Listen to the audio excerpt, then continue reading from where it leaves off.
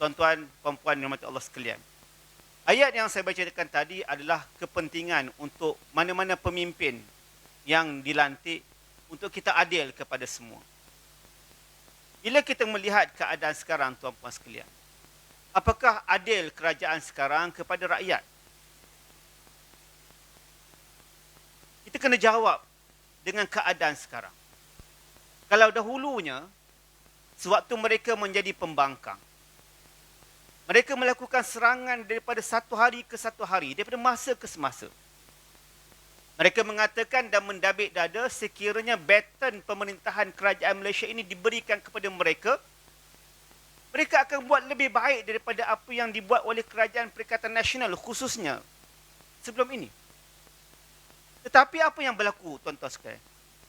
Kita berdepan dengan dilema satu kerajaan yang dinamakan sebagai kerajaan kakistokrasi. Kerajaan yang tidak kompeten. Kerajaan yang tidak mampu untuk memimpin. Kerajaan yang menipu. Bagaimana nak adil kalau keluar je daripada mulut, termasuk di dalam parlimen pun menipu? Kita ambil contoh. Apabila ada di kalangan ahli-ahli Parlimen Perikatan Nasional membawa tentang isu beras, kekurangan beras tempatan di pasaran, ahli-ahli parlimen daripada PH, menteri-menteri ini jawab tak ada.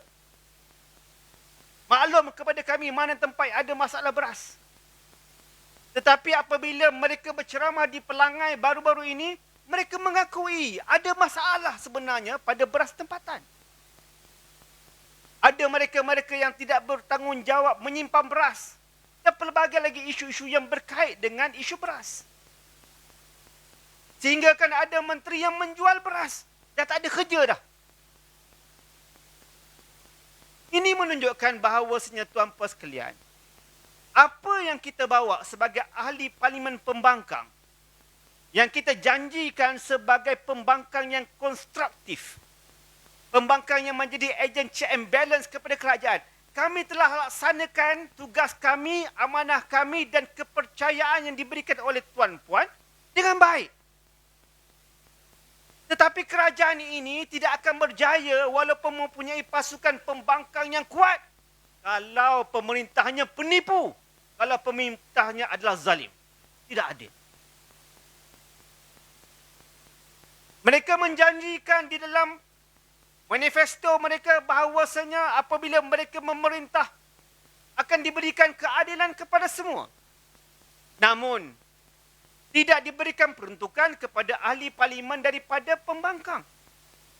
Sedangkan tuan-puan sekalian, kerajaan-kerajaan yang diperintah oleh Perikatan Nasional, kerajaan-kerajaan negeri yang diperintah oleh Perikatan Nasional, semuanya memberikan peruntukan yang sama kepada pembangkang-pembangkang di negerinya, kecuali kerajaan Terengganu, sebab Terengganu tak ada pembangkang. Ini apabila diberikan kepercayaan oleh rakyat.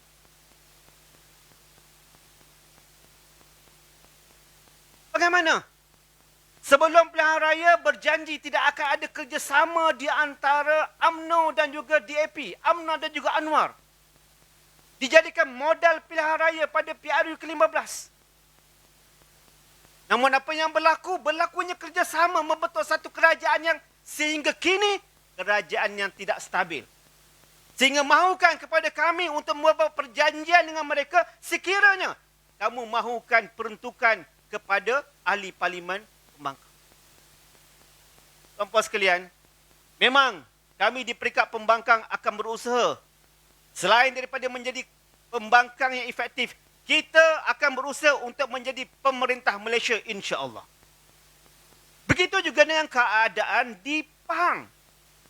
Kita ada 17 kursi DUN. Sekiranya tuan-puan memberikan peluang kepada calon kita, Cikgu Kasim, untuk dinobatkan sebagai ahli Dewan Undangan Negeri N36 Pelangan ini, kita akan menambahkan koleksi kemenangan kita kepada 18 kursi. Kita akan jadi pembangkang yang konstruktif. Kita akan menjadi pembangkang yang berwibawa. Dan kita akan berusaha seboleh mungkin dengan apa jua cara yang dibenarkan oleh saluran demokrasi untuk menggantikan kerajaan yang ada sekarang ini di peringkat Negeri Pahang, insya-Allah. Ingat tuan-puan sekalian, kita kata melalui saluran demokrasi. Bukannya dengan cara duduk di atas jalan, membuat pelbagai janji-janji palsu, meruntuhkan kerajaan dengan tidak demokrasi. Kerana jalan demokrasi adalah jalan yang dibenarkan oleh undang-undang negara ini, insya-Allah. Tuan-puan sekalian, baru-baru ini kami berjumpa dengan menteri, seorang senior minister daripada Singapura. Berbicara tentang bagaimana perkembangan Islam di Singapura dan apakah kesannya pengembangan Islam di dalam negara ini kepada negara jiran seperti Singapura. Alhamdulillah, pertemuan itu membawa satu libat urus ataupun satu hubungan yang baik di antara pembangkang di dalam negara kita dan juga menteri daripada Singapura. Saya nak nyatakan, ada sebab kenapa Singapura ini menjadi sebuah negara maju.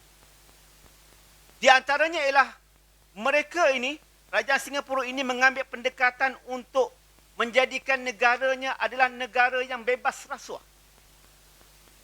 Yang mempunyai indeks persepsi rasuah yang baik. Supaya membolehkan pelabur-pelabur datang ke dalam negara ini untuk melabur. Bila pelabur datang ke dalam negara, bukan sekadar mereka membawa duit untuk dibayar dalam bentuk cukai. Tetapi mereka juga membawa peluang-peluang pekerjaan baru kepada anak-anak muda kita. Khususnya kepada peluang-peluang pekerjaan tenaga mahir. Namun begitu tuan-puan sekalian, perkara itu tidak berlaku pada sebuah kerajaan kleptokrasi yang ada dalam negara kita.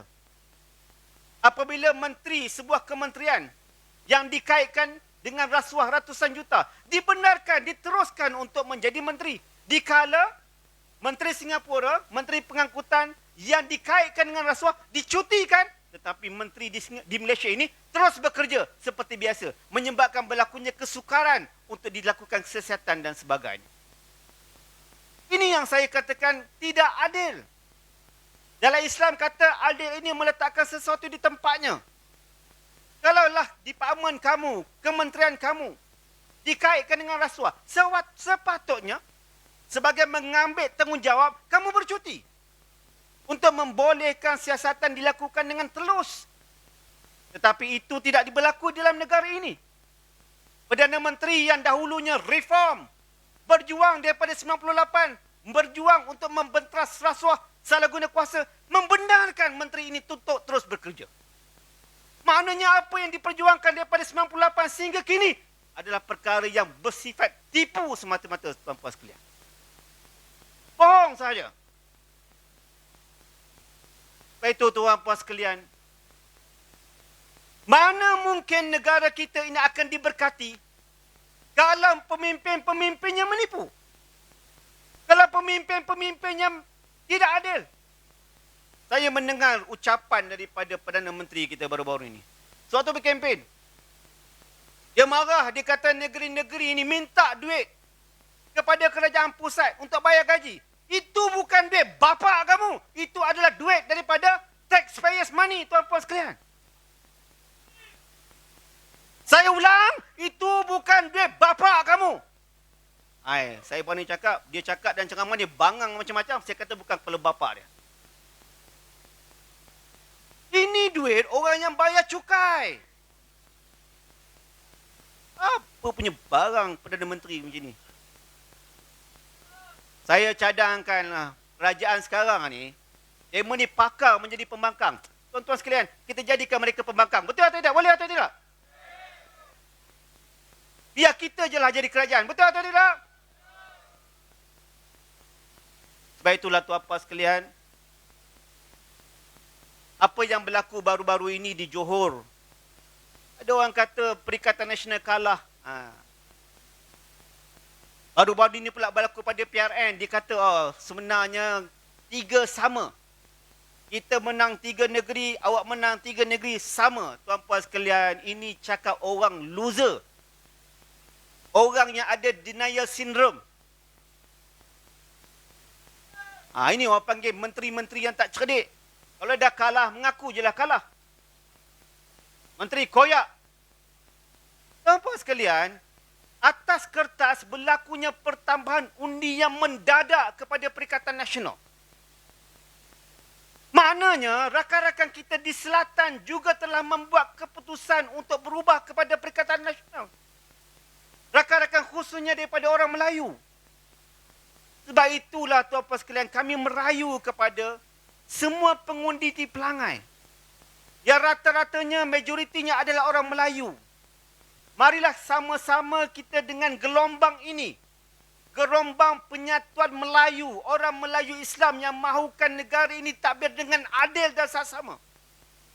Gelombang untuk melakukan perubahan. Di Pahang ini, tuan-puan sekalian, ia tidak sunyi dengan perubahan. Saya ambil contoh mudah baru-baru ini dalam PRU ke-15 di Jerantut. Kita tidak pernah ada pengalaman memenangi kerusi parlimen di Jerantut. Tetapi Alhamdulillah, pada PRU ke-15, bukan sekadar kita menang parlimen, kita menang 4-0 di Jerantut, tuan-puan sekalian. Maknanya, orang Melayu di Pahang ini adalah orang Melayu yang berani untuk membuat keputusan dan menukar kepada kerajaan yang lebih baik. Baik itu, tuan-puan sekalian, saya menyeru dan merayu. Saya mohon kepada ibu ayah semua, tuan-puan sekalian, khususnya juga kepada anak-anak muda. Kalau mereka yang duduk di luar, balik. Jangan dengar cakap Menteri Besar Pahang tu. Balik.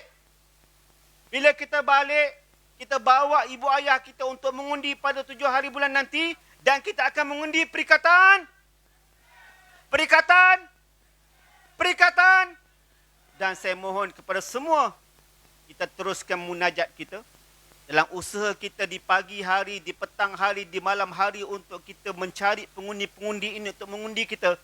Saya mohon kepada semua jentera Perikatan Nasional, kita bermunajat kepada Allah supaya Allah memberikan kemenangan kepada calon nombor 1, Cikgu Selamat, insya-Allah. Yang baik itu Cikgu Kasim, insya-Allah. Yang baik itu datang daripada Allah Subhanahu Wa Taala, yang tidak baik datang daripada kelemahan diri saya sendiri. Aku qauli hadza wa astaghfirullah li wa lakum. Wassalamualaikum warahmatullahi wabarakatuh. Takbir. Perikatan